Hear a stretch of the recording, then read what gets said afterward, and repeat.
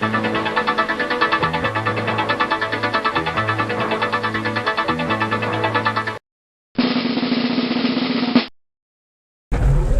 is the Salem Chess Club mobile unit recording on the horrendous snowstorm that is hitting Salem as we speak. This weather bulletin is proudly sponsored by Glazed Popums. The city is being hit by a horrendous snowstorm. As you can see, few people are on the roads, which are in any case barely passable. There are unconfirmed reports of rioting and even fires at Market Basket on Highland Avenue. A major traffic jam here at the Common.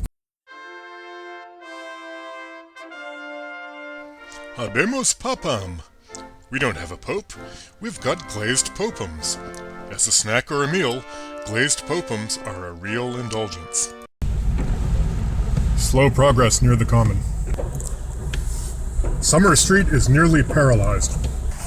We're here at Washington and Essex Street, Salem's crossroads. A desperate struggle for survival is underway. The Christmas tree has been reduced to logs as people are desperate to keep warm. Meanwhile, at Market Basket, rumors of riots and fires, although these are, we stress, unconfirmed. As you can see, the snow is piling up.